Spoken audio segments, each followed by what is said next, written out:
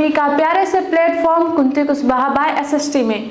बच्चों, आज की क्लास में हम पढ़ेंगे उद्योग यानी इंडस्ट्री के बारे में। हम पढ़ रहे हैं आपकी क्लास 8 की सोशल साइंस, जिसमें हम पढ़ रहे हैं संसाधन एवं विकास वाली बुक।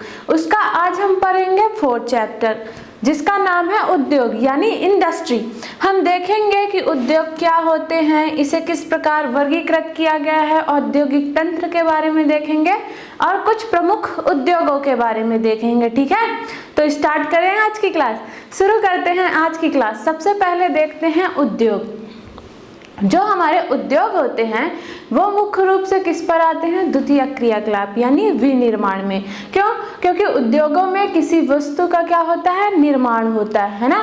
तो द्वितीय क्रियाकलाप क्या है? इसमें किसी वस्तु का निर्माण होता है, यानी जो उद्योग होते हैं वो हमारे विनिर्माण की लंबी द्वितीय क्रियाकलाप यानी विनिर्माण में आते हैं। ठीक है, तो देखते हैं द्वितीय क्रियाकलाप या विनिर्माण क्या होता है। तो यह कच्चे मालों को, जो कच्चा माल होता है, रॉ मटेरियल होता है, ठीक है, उसको लोगों के लिए अधिक मूल्य के उत्पादों के रूप में क्या करता है? परिवर्तित करता है। कैसे? जैसे आपने बिस्किट खाई होती है ना, तो बिस्किट कहाँ से बनती हैं? गेहूं से बनती हैं। आपके पास पेपर होगी, नोटबुक होगा आपकी, ठीक है, जिसमें आप नोट कर रहे हैं। तो आपने सोचा है कि वो कैसे बनती हैं। आपने जो कपड़े पहने हैं तो आपने सोचा ये कपड़े बनते कैसे हैं। तो ये सभी चीजें बनती हैं विनिर्माण की प्रक्रिया के द्वारा। तो देखते हैं, जैसे हमारा ये लुगदी कागज उद्योग होता है। हमने देखा उद्योग विनिर्माण की प्रक्रिया में हैं, ठीक है। तो लुगदी कागज उद्योग में कागज कैसे बनता है? तो कागज को पता है पेड़ों से बनते हैं, है ना। तो पेड़ों में क्या होता है? सबसे पहले पेड़ों को वनों से काटा जाता है, फिर उन्हें लुगदी कागज मिल में ले जाया जाता है, फिर उन्हें क्या किया जाता है? लकड़ी कास्ट लुगदी में परिवर्तित किया जाता है और फिर उनसे क्या बनाया जाता है? पेपर बनाया जाता है। तो ये पूरी प्रोसेस होती है पेपर की, क्या बनने की? पेपर बनने की। ठीक है, तो ये सभी क्रियाएं जो होती हैं वो आती हैं विनिर्माण में। ठीक है, द्वितीय क्रियाकलाप में आपने अभी पिछले चैप्टर में पढ़ा था कि मानव 3 प्रकार की आर्थिक क्रियाकलाप करता है: प्राथमिक क्रियाकलाप, द्वितीय क्रियाकलाप और तृतीय क्रियाकलाप। प्राथमिक क्रियाकलाप में देखा था कि मानव कृषि से जुड़ी, मतलब कृषि संबंधी क्या करता है? गतिविधियां करता है, जैसे कृषि, पशुपालन, मछली पालन। और द्वितीय क्रिया में देखा था इसमें विनिर्माण की प्रक्रिया होती है, यानी किसी वस्तु का क्या होता है? निर्माण होता है। तृतीय क्रियाकलाप में आपने क्या देखा था? जो तृतीय क्रियाकलाप होता है वो क्या करता है? सेवाएं प्रदान करता है ना। तो आज हम पढ़ेंगे उद्योगों के बारे में। ठीक है, तो द्वितीय क्रियाकलाप समझ में आया कि द्वितीय क्रियाकलाप में ही क्या आते हैं? हमारे उद्योग आते हैं। अब देखते हैं कि उद्योग क्या होते हैं। उद्योगों का संबंध, जो उद्योगों का संबंध है वो आर्थिक गतिविधि से है, जो क्या करता है? किसी वस्तु का उत्पादन, खनिजों का निष्कर्षण अथवा सेवाओं की व्यवस्था। मतलब ये तीनों क्रियाएं कौन करता है? उद्योग करता है। उद्योगों में क्या होता है? किसी वस्तु का निर्माण होता है ना। इतनी सारी जो वस्तुएं बनाई जाती हैं वो उद्योगों में तो ही बनाई जाती हैं। खनिजों का निष्कर्षण, जो धरती से खनिज निकलते हैं, लोहा, सोना, चांदी, है ना, ये सारे खनिज धरती से ही निकलते हैं। तो ये किससे होता है? उद्योगों के माध्यम से होता है।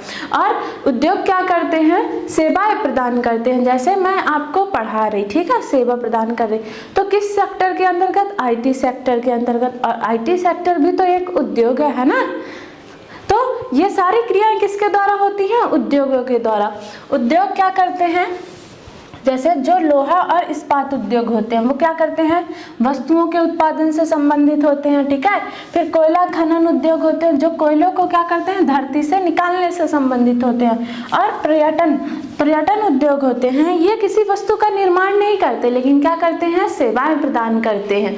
तो ये सारी चीजें क्लियर हुई कि उद्योग क्या होते हैं। आगे चले, आगे हम देखेंगे उद्योगों का वर्गीकरण, यानी जो उद्योग होते हैं हमारे, उन्हें कैसे वर्गीकृत किया गया है, यानी उन्हें किस आधार पर वर्गीकृत किया गया है। तो सबसे पहला कच्चा माल के आधार पर, यानी रॉ मटेरियल के आधार पर उद्योग की, जो उद्योग होते हैं उसमें कच्चा माल आता कहाँ से है। ठीक है, फिर आकार के आधार पर देखेंगे उद्योग कितने प्रकार के होते हैं।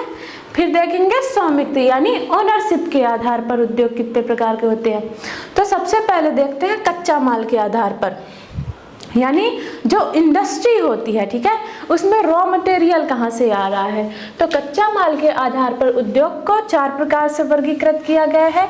कृषि आधारित उद्योग, खनिज आधारित उद्योग, समुद्र आधारित उद्योग और वन आधारित उद्योग। अब कृषि आधारित उद्योग क्या होते हैं? जिन उद्योगों में जो रॉ मटेरियल होता है यानी कच्चा माल होता है वो कृषि से प्राप्त होता है, तो वो होते हैं हमारे कृषि आधारित उद्योग। कैसे? जैसे जो खाद्य प्रसंस्करण उद्योग होते हैं, ठीक है, जैसे बिस्कुट की एक फैक्ट्री है, ठीक है, उसमें जो गेहूं, बिस्किट किससे बनती है? गेहूं से बनती है। अब जो गेहूं आएगा वो कहाँ से आएगा? कृषि से तो ही आएगा ना। तो वो किस पर आधारित फैक्ट्री हुई? किस पर आधारित उद्योग हुए? कृषि पर आधारित उद्योग। ऐसे ही खाद्य प्रसंस्करण हो गया, वनस्पति जो तेल है, ठीक है, सूती वस्त्र उद्योग, डेयरी, चमड़ा, ये सभी किस पर आधारित उद्योग हुए? कृषि पर आधारित उद्योग हुए। जैसे जो हमारा सूती वस्त्र है वो किससे बनते हैं? कपास से बनते हैं, और कपास की क्या की जाती है? खेती की जाती है, तो एक कृषि पर आधारित हुआ। ऐसे ही डेयरी जो दूध होता है वो पशुपालन से मिलता है, और पशुपालन हमारा क्या है? कृषि। पशुपालन बेसिकली किसके अंतर्गत किया जाता है? कृषि के अंतर्गत ही किया जाता है।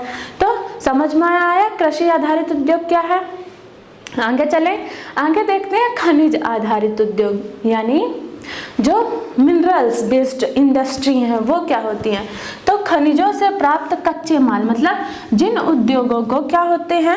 कच्चा माल खनिजों से प्राप्त होता है, वो होते हैं हमारे खनिज आधारित उद्योग। जैसे जो लोहा इस्पात उद्योग है, ठीक है, भारी मशीनें किससे बनती हैं? खनिजों से बनती हैं। भवन निर्माण मुख्य रूप से, और रेल के डिब्बे है ना, जो लोहा होता है, रेल के डिब्बे तो मुख्य रूप से लोहे जैसी चीजें से, तो ये क्या है? खनिज है ना। तो ये खनिज आधारित उद्योग है, क्योंकि इनका जो कच्चा माल है वो किससे मिलता है? खनिजों से मिलता है। फिर है हमारा समुद्र आधारित उद्योग। समुद्र आधारित उद्योग क्या है? जिन उद्योगों को कच्चा माल समुद्र से प्राप्त हो वो है हमारे समुद्र आधारित उद्योग। जो समुद्री खाद्य प्रसंस्करण उद्योग है और समुद्री उत्पाद उद्योग, ये क्या है? हमारे समुद्र आधारित उद्योग, ठीक है। फिर आते हैं वन आधारित उद्योग। जिन उद्योगों को जो कच्चा माल है वो वनों से प्राप्त होता है, वो होते हैं हमारे वन आधारित उद्योग। जैसे जो कागज उद्योग होता है, तो मैंने बताया ना, जो कागज होता है वो किससे बनता है? लकड़ी से। और लकड़ियां कहाँ से मिलती हैं? वनों से मिलती हैं।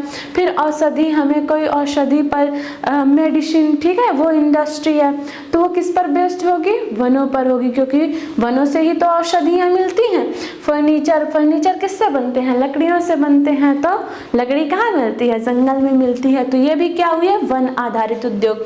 और भवन निर्माण में लकड़ियां लगती हैं ना, तो ये सभी क्या हुए? वन आधारित उद्योग। तो ये कच्चा माल के आधार पर समझ में आया कि उद्योग कितने प्रकार के होते हैं। कच्चा माल के आधार पर उद्योग 4 प्रकार के होते हैं: कृषि आधारित, खनिज आधारित, समुद्र आधारित और वन आधारित। ठीक है, क्लियर हुआ? आगे चले, ठीक है, आगे देखते हैं। आगे है हमारा आकार के आधार पर उद्योग। तो सबसे पहले समझते हैं कि आकार का मतलब क्या है। किसी भी उद्योग का साइज देख के तो उसका आकार हम नहीं निर्धारित कर सकते हैं ना। तो उद्योग आकार का मतलब क्या होता है? तो उद्योग के आकार का तात्पर्य होता है उसमें निवेश की गई पूंजी की राशि, यानी उसमें कितनी मात्रा में निवेश किया गया है, और नियोजित लोगों की संख्या, यानी उसमें कितने श्रमिक कार्य कर रहे हैं और वो इंडस्ट्री कितने मात्रा में क्या कर रही है? उत्पादन कर रही है।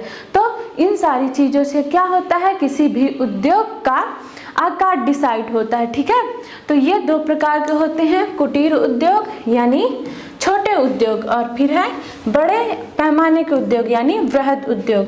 कुटीर उद्योग छोटे पैमाने के उद्योग और बड़े पैमाने के उद्योग, ठीक है, जिसे हम कहते हैं कुटीर यानी घरेलू उद्योग और बड़े यानी वृहद उद्योग। ठीक है, अब कुटीर उद्योग होते क्या हैं? नाम से ही स्पष्ट है, छोटे पैमाने के उद्योग। ठीक है, तो इसमें क्या होता है? जो उत्पादन होता है, मतलब पहले तो निवेश लगेगा। ठीक है, तो इसमें जो निवेश की गई पूंजी होती है वो क्या होती है? छोटी होती है, और इसमें ना अधिक तकनीक का उपयोग किया जाता, कि अधिक टेक्नोलॉजी का उपयोग किया जाता, और क्या होता है, इसमें जो उत्पादन होता है वो कम होता है, और इसमें घर के श्रमिक यानी जो घर के परिवार के लोग होते हैं ना, वो एक साथ मिलकर क्या करते हैं, काम करते हैं। आपने कभी दिए बनते हुए देखा है? तो क्या आपने सुना है कि जो दिए हैं वो बड़ी इंडस्ट्री में बनते हैं? नहीं सुना ना।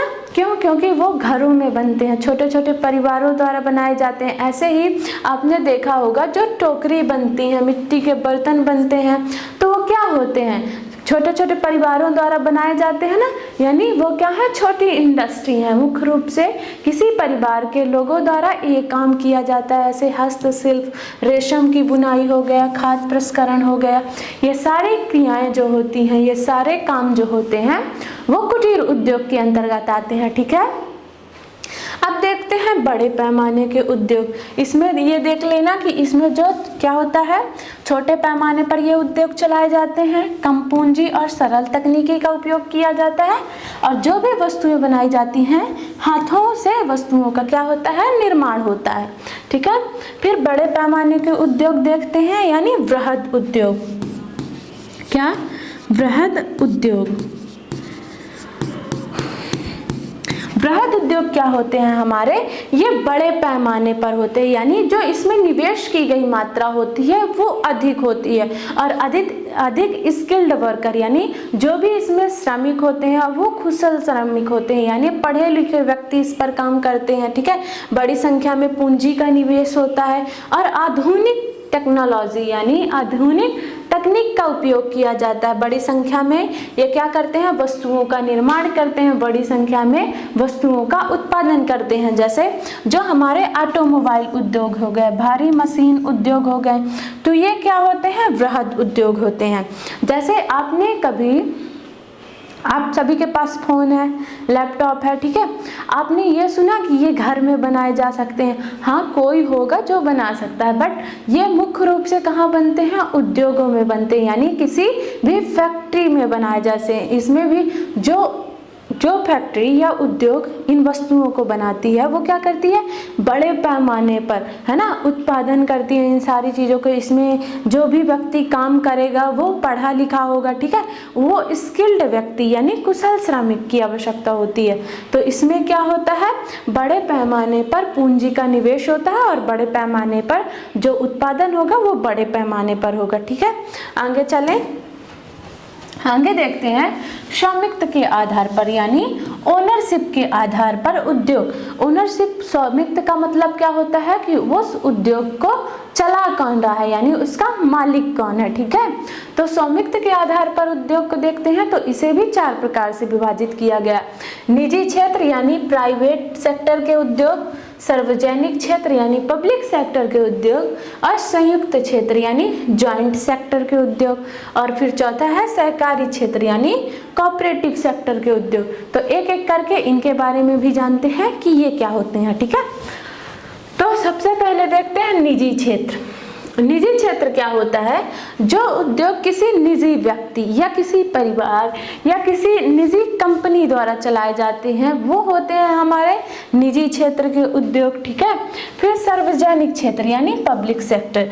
पब्लिक सेक्टर, सार्वजनिक क्षेत्र क्या होता है, जिन उद्योगों को मुख्य रूप से सरकार चलाती है। ठीक है, वो उद्योग होते हैं हमारे सार्वजनिक क्षेत्र के उद्योग, यानी इनका जो संचालन होता है वो मुख्य रूप से किसके द्वारा किया जाता है, सरकार के द्वारा किया जाता है। जैसे हिंदुस्तान एरोनॉटिक्स लिमिटेड जो हो गया, और steel authority of India limited, ये मुख्य रूप से किसके उदाहरण है, सार्वजनिक क्षेत्र के उद्योगों के। ठीक है, फिर है हमारा संयुक्त क्षेत्र यानी ज्वाइंट सेक्टर के उद्योग क्या होते हैं, तो सरकार और निजी क्षेत्र, जिन उद्योगों को मुख्य रूप से सरकार और निजी क्षेत्र क्या करते हैं, मिलकर संचालित करते हैं। मतलब सरकार भी इन्वॉल्व है और कोई निजी व्यक्ति यानी प्राइवेट कंपनी भी क्या कर रही है, उसमें निवेश कर रही है, तो वो होता है हमारा संयुक्त क्षेत्र यानी ज्वाइंट सेक्टर के उद्योग। जैसे मारुति उद्योग लिमिटेड किसका उदाहरण है, संयुक्त क्षेत्र के उद्योग का। ठीक है,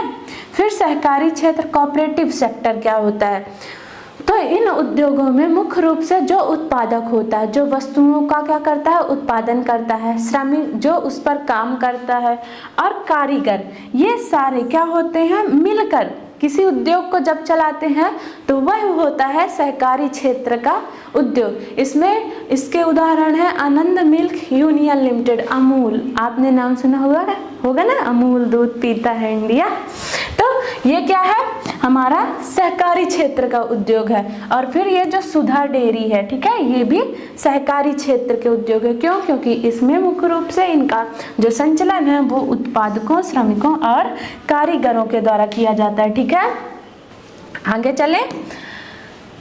आगे देखते हैं उद्योगों की अवस्थिति को प्रभावित करने वाले कारक, यानी जो उद्योग होते हैं वो किस स्थान पर लगाए जाते हैं। ठीक है, उद्योगों की स्थिति को कौन कौन से फैक्टर यानी कारक क्या करते हैं, प्रभावित करते हैं। तो सबसे पहला, किसी उद्योग को लगाना है हमें, तो सबसे पहले हमें क्या चाहिए, रॉ मटेरियल, कच्चा माल चाहिए, अच्छी विद्युत चाहिए, ठीक है, जल की उपलब्धता हो, सस्ती भूमि मिल जाए और आसपास के क्षेत्र में बाजार हो। हम यही तो सोचेंगे। ये बताओ, अगर आप लोगों को किसी की इंडस्ट्री लगाना है, ठीक है, आप में से कोई इंडस्ट्री लगा रहा है, किसकी, सूती वस्त्र उद्योग की या चीनी मिल की, ठीक है, तो वो क्या करेगा, जब इंडस्ट्री लगाएगा तो वो देखेगा कि मैं जिस क्षेत्र में इंडस्ट्री लगा रहा हूँ, मतलब आपको लगानी है चीनी मिल, ठीक है, तो आप उस क्षेत्र में लगाएंगे जहाँ क्या होगा, गन्ना उत्पादक अधिक होगा, यानी जो कच्चा माल गन्ना है वो क्या हो, हमें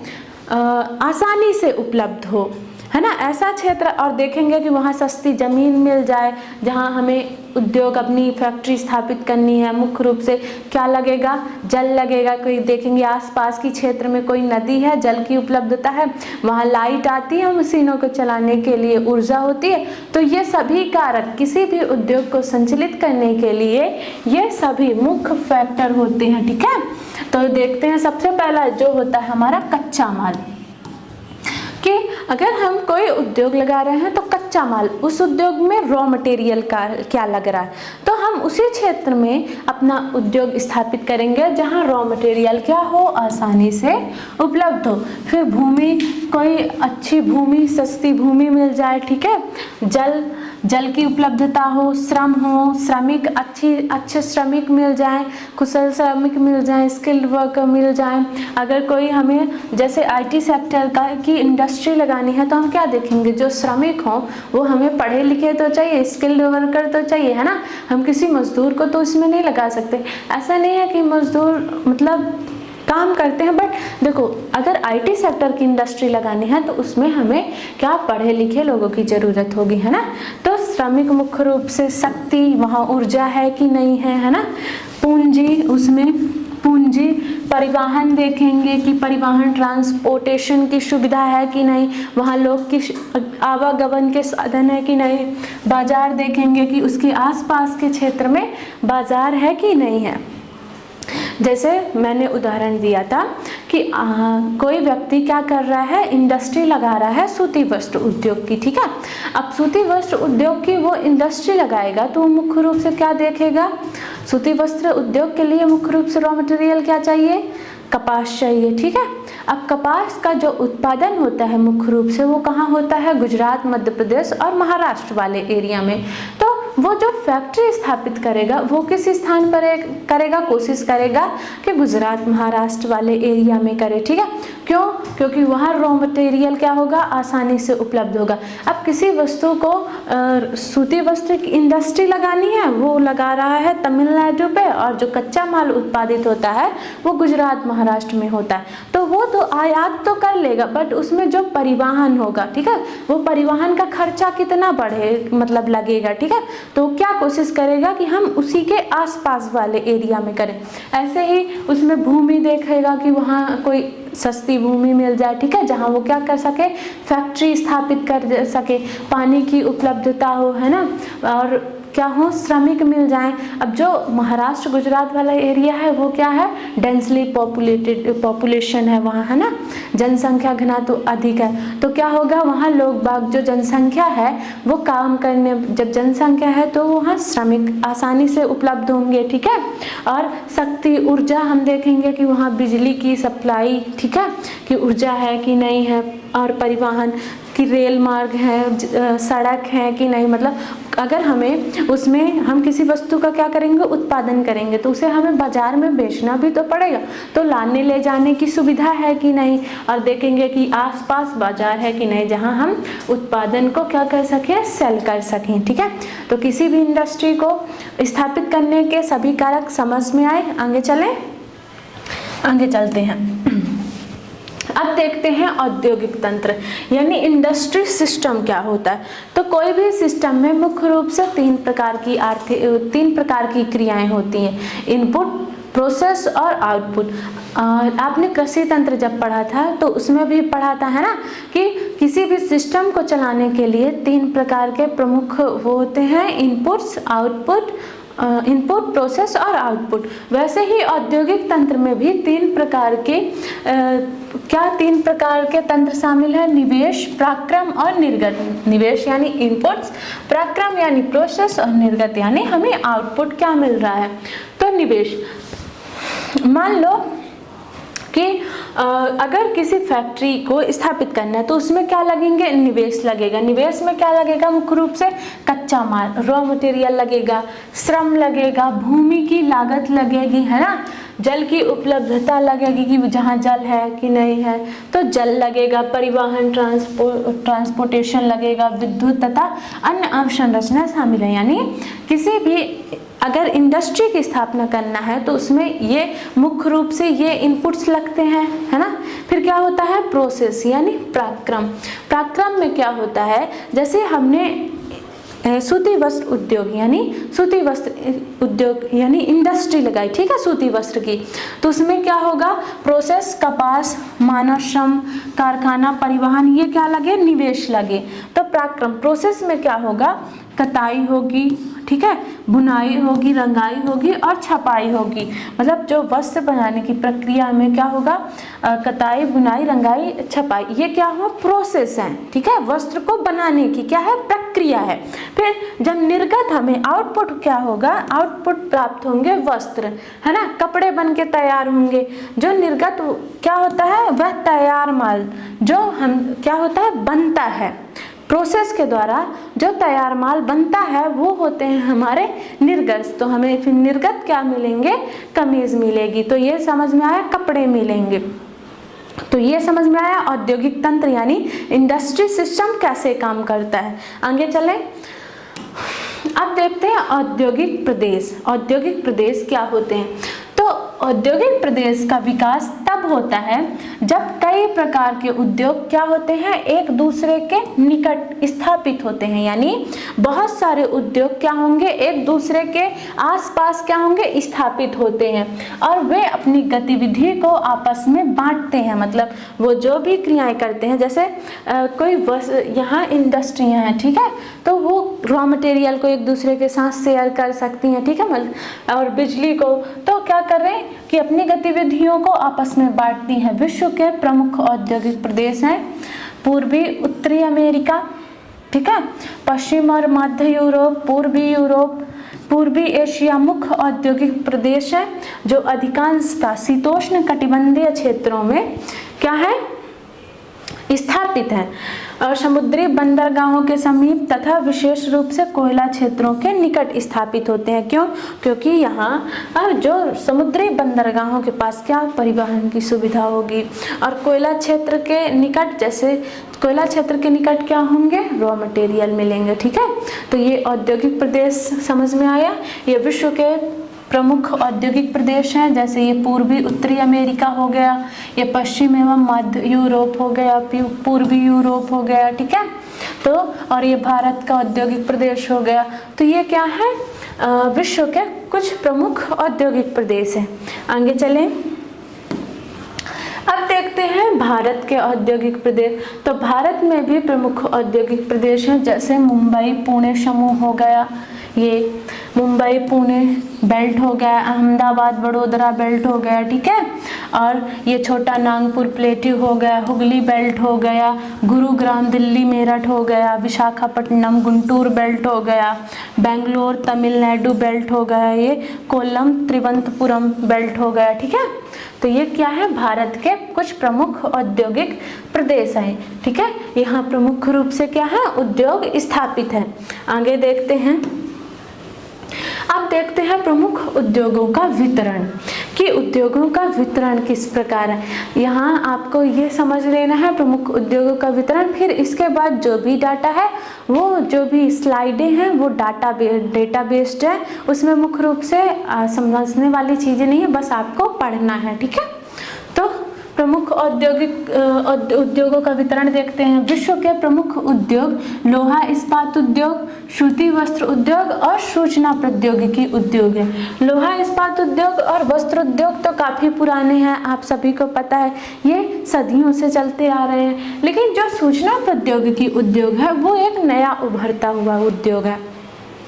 आईटी सेक्टर, इंटरनेट टेक्नोलॉजी जो इंडस्ट्री है वो नई इंडस्ट्री है, ठीक है। इसमें मुख्य रूप से क्या होता है, डिजिटल मार्केटिंग जैसी क्रियाएं होती हैं, यानी जो भी प्रक्रिया होती है वो मुख्य रूप से क्या होती है, डिजिटल रूप से होती है। जैसे मैं आपको पढ़ा रही हूँ, ठीक है, तो आप क्या कर रहे हैं, डिजिटल स्टडी कर रहे हैं, तो ये मुख्य रूप से किसका पार्ट है, एडटेक कंपनी का पार्ट है, ठीक है। तो ये मुख्य रूप से किसमें आएगा, सूचना प्रौद्योगिकी यानी इंटरनेट टेक्नोलॉजी में आएगा। तो ये क्या है, नई इंडस्ट्री है, इसलिए इन्हें क्या है, क्या पढ़ रहे थे अपन, हाँ, सूचना प्रौद्योगिकी जो उद्योग है वो क्या है, नया उभरता हुआ उद्योग है, ठीक है। फिर लोहा इस्पात उद्योग मुख्यतः उन देशों में केंद्रित है जहां लौह अयस्क, कोयला और अन्य कच्चा माल पाया जाता है, जैसे संयुक्त राज्य हो गया, अमेरिका हो गया, चीन, जापान और रूस हो गया। ये क्या है, हमारे लौह इस्पात के मुख्यतः देश हैं, ठीक है।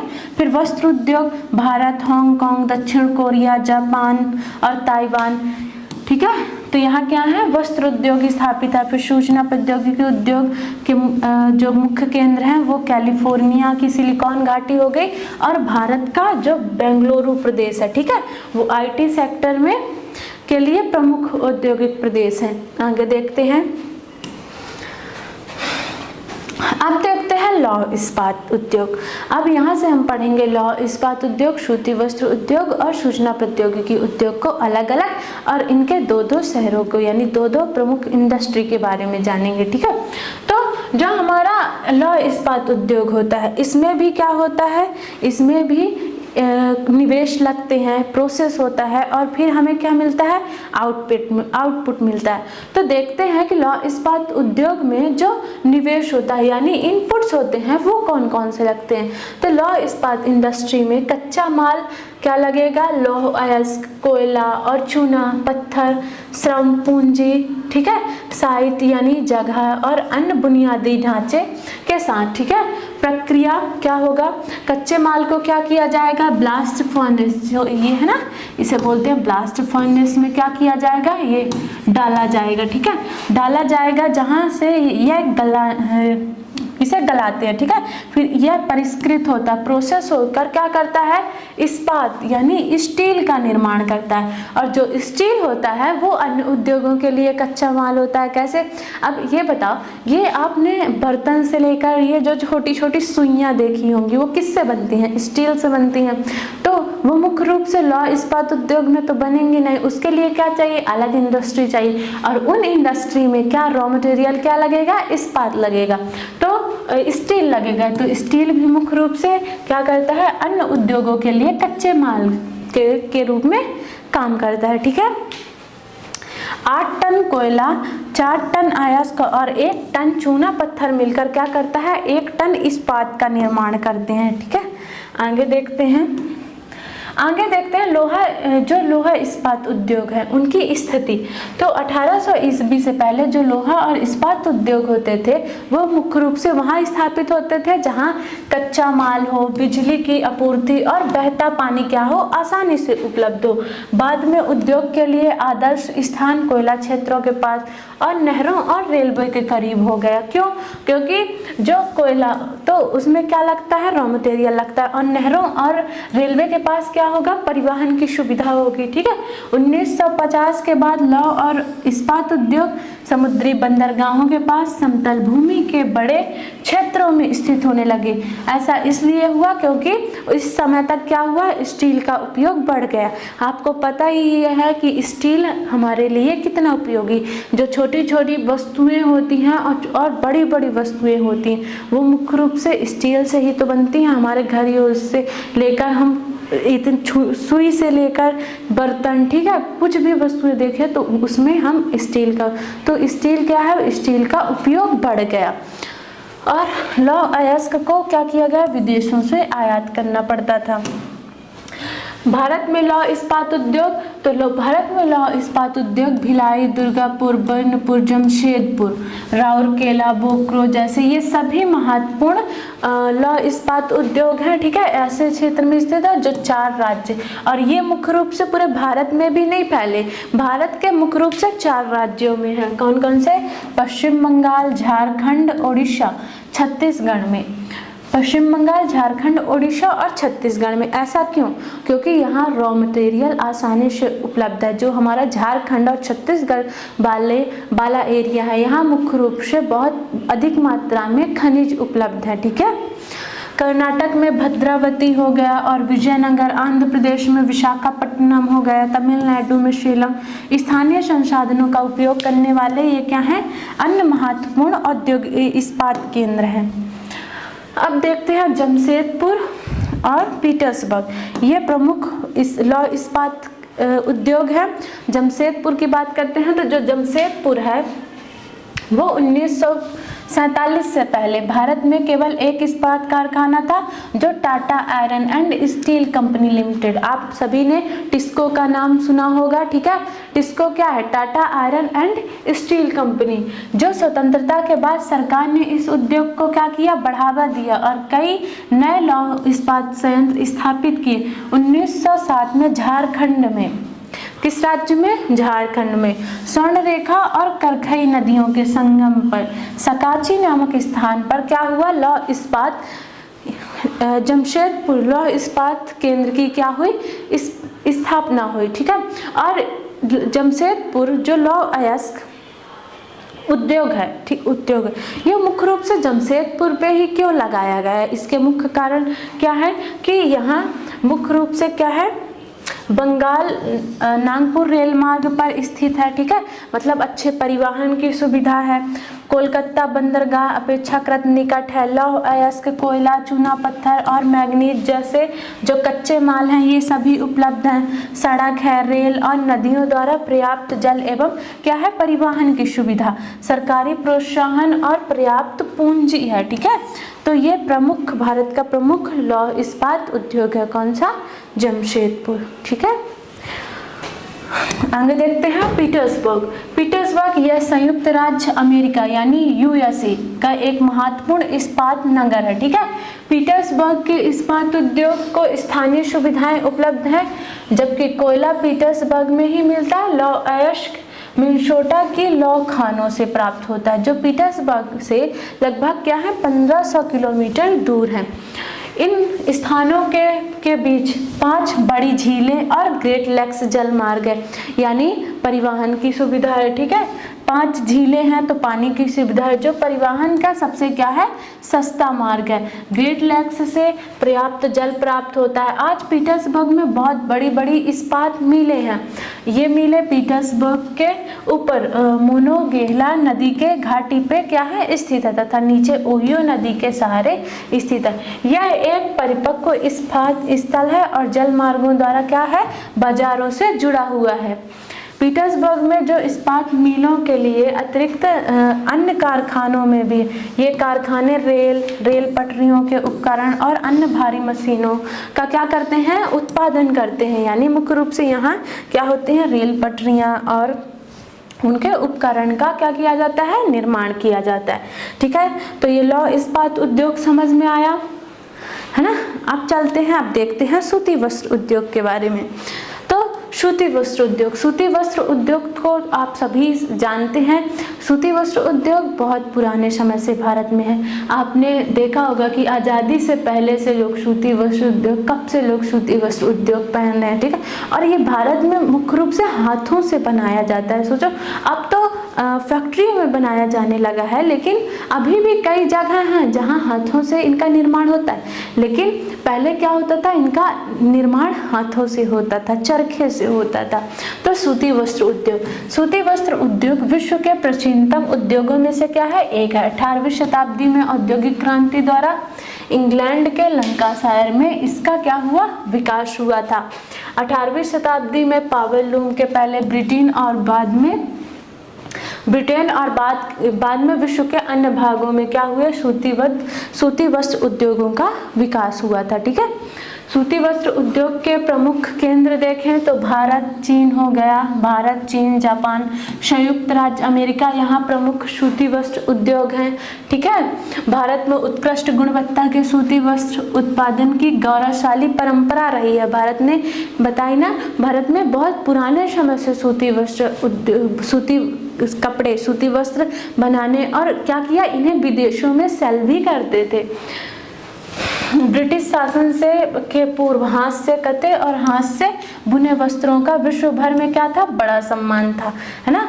ढाका की मलमल हो गई, मसूलीपट्टनम की छीट हो गई, कालीकट की ये कैलिको तथा लुधियाना के वस्त्र क्या है, प्रसिद्ध हैं। सूत एवं कपड़ों पर महीन जरी का काम, गुणवत्ता और डिजाइन के लिए प्रसिद्ध था। हाथ से बुनाई होने के कारण कपड़ा बनाने में क्या लगता था, अधिक समय लगता था।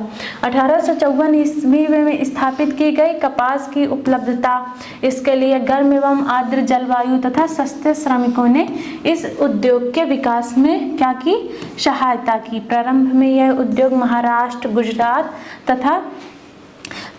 गुजरात तक सीमित थे, लेकिन आज इनका विस्तार जो है वो पूरे भारत में हो गया है। वर्तमान में ये कोयम्बटूर, कानपुर, चेन्नई, अहमदाबाद, मुंबई, कोलकाता, लुधियाना, इंदौर यानी आदि ये प्रमुख शहरों में क्या हुए, स्थापित है, प्रमुख शहरों में फैल गए, ठीक है।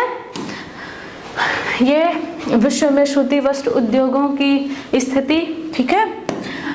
अहमदाबाद की बात करते हैं, अहमदाबाद सूती वस्त्र उद्योग, और फिर बात करेंगे ओसाका, ठीक है। ये मुख्य रूप से जापान में है, और जो अहमदाबाद है ये गुजरात में है, हमारे मध्य प्रदेश, वो भारत, गुजरात में, ठीक है। तो अहमदाबाद गुजरात में साबरमती नदी के तट पर है, ठीक है।